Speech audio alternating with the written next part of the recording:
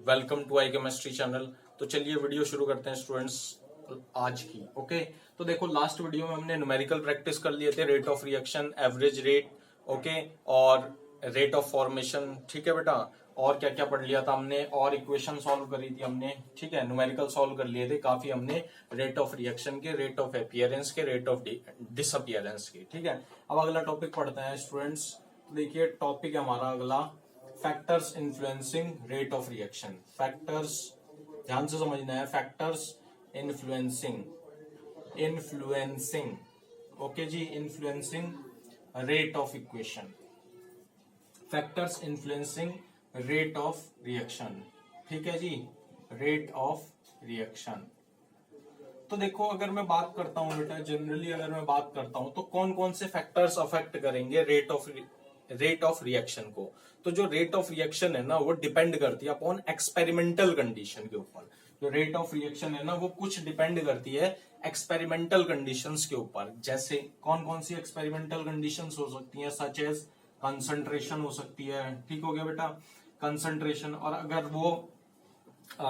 वो reactant gas के form में है तो प्रेशर के ऊपर डिपेंड कर सकती है। ठीक हो गया, और कौन कौन से ऊपर, टेम्परेचर के ऊपर डिपेंड कर सकती है एक्सपेरिमेंटल कंडीशन, और किसके ऊपर डिपेंड करेगी, कैटालिस्ट के ऊपर डिपेंड करेगी। ठीक है बेटा, तो देखो rate of reaction experimental conditions के ऊपर डिपेंड करेगा, कंसंट्रेशन, टेम्परेचर और कैटालिस्ट के ऊपर। ठीक हो गया, इतनी बात क्लियर है। अब देखो इसी का ही हम सब टॉपिक पढ़ेंगे students, dependence on off rate of equation on concentration. ठीक हो गया, क्या टॉपिक, क्या सब टॉपिक हमारा, dependence dependence of rate of reaction on concentration. ठीक हो गया बेटा। तो देखो अब हम ये पता करते हैं कि कैसे कंसंट्रेशन के ऊपर डिपेंड करती है रेट ऑफ रिएक्शन।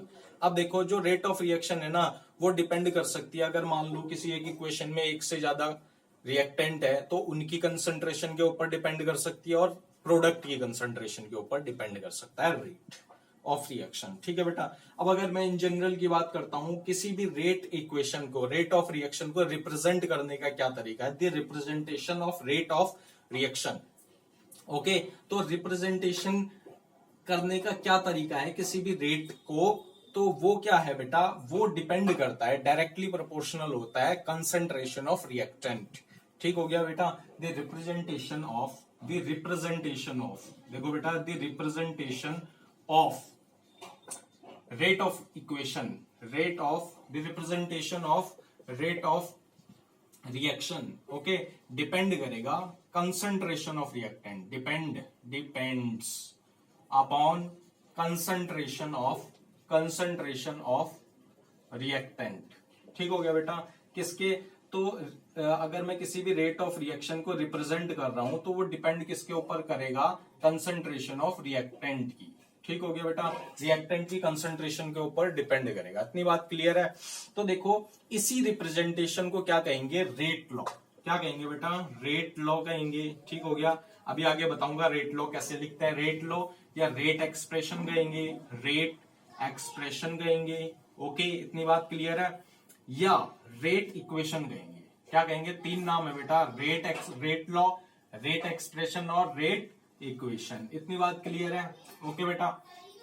तो देखो हमारा टॉपिक है factors influencing of rate of reaction. ठीक हो गया, तो मैंने बताया एक्सपेरिमेंटल कंडीशंस के ऊपर डिपेंड करता है, कंसंट्रेशन, टेम्परेचर और कैटालिस्ट। फिर हमने ये पढ़ा कि वो कंसंट्रेशन, रेट ऑफ की डिपेंडेंस पढ़ी हमने रेट ऑफ रिएक्शन की कंसंट्रेशन के ऊपर। तो मैंने आपको बताया कि किसी भी, अगर मैं रेट ऑफ रिएक्शन को मैं लिखना चाहता हूं तो रिप्रेजेंटेशन कैसे लिखूंगा, वो डायरेक्टली प्रोपोर्शनल होगी कंसंट्रेशन ऑफ रिएक्टेंट की कंसंट्रेशन के ऊपर डिपेंड करेगी। ठीक हो गया, इस डिपेंडेंस को ही कहेंगे रेट लॉ या रेट इक्वेशन या रेट एक्सप्रेशन कहेंगे। ठीक हो गया बेटा। अभी देखो अगला सब टॉपिक हमारा स्टार्ट हो जाता है, रेट कांस्टेंट।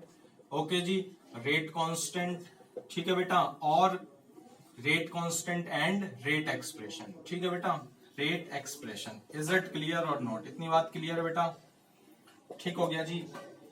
तो देखो अगर रेट कांस्टेंट की मैं बात करता हूं, इसको रब करता हूं फिर अच्छे से बताता हूं आपको। ठीक है बेटा, तो नेक्स्ट हमारा सब टॉपिक है टॉपिक हमारा चल ही रहा है factors influencing rate of reaction. ठीक हो गया। इसका सब टॉपिक अब हम करेंगे रेट कांस्टेंट। ओके, और क्या होगा, rate constant and rate expression. ठीक है, रेट एक्सप्रेशन। ठीक हो गया, इतनी बात क्लियर है। तो बेटा मैं एक जनरल रिएक्शन कंसीडर कर रहा हूं, कंसीडर ए जनरल रिएक्शन। देखो बेटा इतनी बात तो आपको क्लियर है। देखो अगर कंसंट्रेशन रिएक्टेंट की, तो अभी मैंने पहले बताया कि जो रेट लॉ हम लिखेंगे ना वो डिपेंड करेगा कंसंट्रेशन ऑफ रिएक्टेंट के। ठीक हो गया। तो इससे मुझे एक बात पता लगती है, अगर कंसंट्रेशन रिएक्टेंट की घटेगी तो मेरा रेट घटेगा, यानी रेट ऑफ रिएक्शन घटेगा। अगर कंसंट्रेशन मेरी बढ़ेगी तो मेरा रेट ऑफ रिएक्शन बढ़ना चाहिए। इतनी बात क्लियर है बेटा? Is it clear or not? Okay, अब देखो consider a general reaction consider करता हूं। Small A capital A plus small B capital B gives out small C capital C plus small D capital D.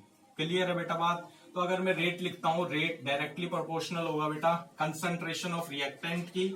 Okay, अब ये जो stoichiometry है ये इसकी पावर में चली जाएगी बेटा। Okay, into Y.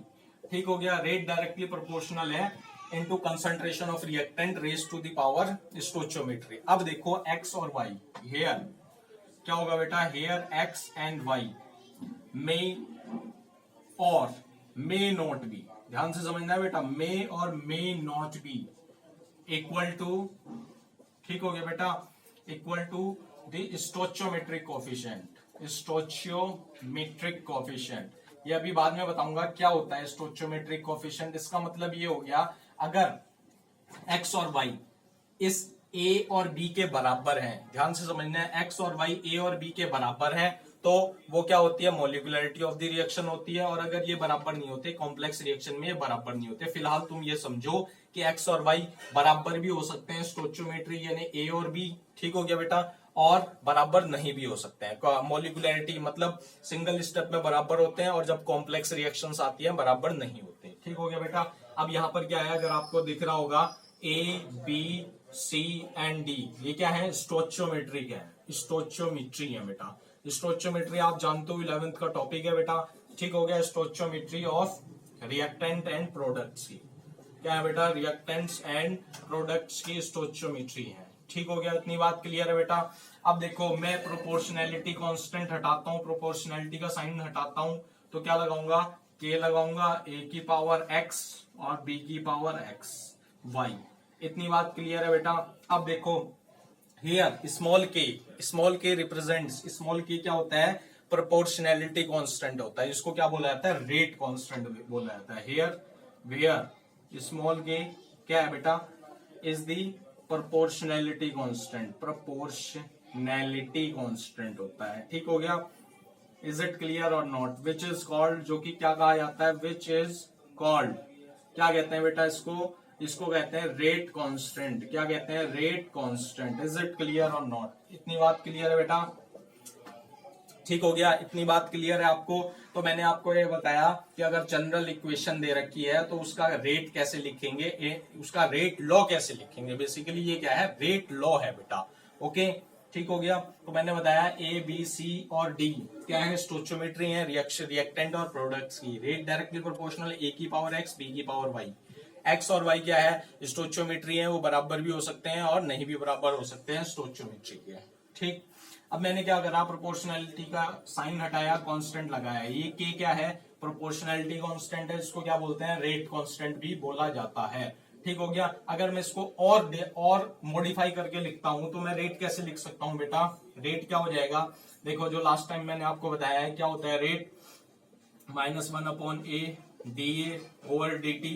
ये तो आप जानते हो, लास्ट इक्वेशन में मैंने बताया था -1 by B D B over dt हो गया। ठीक हो गया, equals to 1 upon small C D C over dt लिख दूंगा मैं। ठीक हो गया, is it clear or not? Equals to -1 upon small D D over dt। अब देखो ये सारा बराबर होगा, किसके बराबर होगा, स्मॉल के ए रेस टू ए की पावर एक्स बी की पावर Y. Is it clear or not? Equation second. अब देखो बेटा ये सारा का सारा बराबर होता है। अभी मैंने आपको बताया rate of reaction depends upon the concentration of reactant, जो कि रेट लॉ बताया था। तो किसके ऊपर डिपेंड कर रहा है, कंसंट्रेशन ऑफ रिएक्टेंट के ऊपर। तो मैं इसको ऐसे भी लिख सकता हूं, माइनस dr/dt लिख सकता हूं। Is it clear or not? Equals to क्या हो जाएगा, स्मॉल के a की पावर x b की पावर y। ओके बेटा, ये इक्वेशन थर्ड हो गई। इतनी बात क्लियर है या नहीं? तो माइनस dr/dt इक्वल्स टू के स्मॉल के a की पावर x b की पावर y। ओके, तो देखो बेटा, अगर आप ध्यान से देख रहे हो, these are differential rate equation. ये क्या है, डिफरेंशियल। ओके बेटा, डिफरेंशियल रेट है ये। क्या है बेटा, differential rate of equation. Differential rate of equation क्या है, ये डिफरेंशियल फॉर्म है। ठीक हो गया, माइनस dr/dt क्या है, डिफरेंशियल रेट ऑफ इक्वेशन है, और इक्वल्स टू के a की पावर x और b की पावर y। ठीक हो गया, इतनी बात क्लियर है। अब देखो, अब इस वाली एक्सप्रेशन से मुझे क्या समझ आता है कि अगर मैं किसी का भी रेट लॉ लिखना चाहता हूं तो क्या होगा, rate law directly proportional. Rate law कैसे डिफाइन होगा, rate law is defined as the concentration of reactant.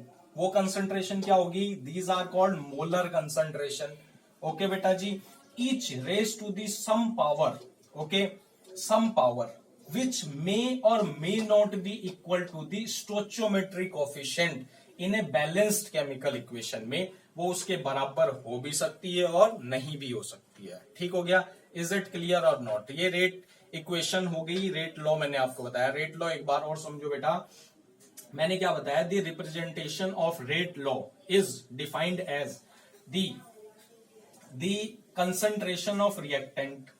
Okay, these are molar concentration each raised to the some power of, each raised to the some power which may or may not be equal to its stoichiometry in the balanced chemical equation. Is it clear or not? This is called rate law.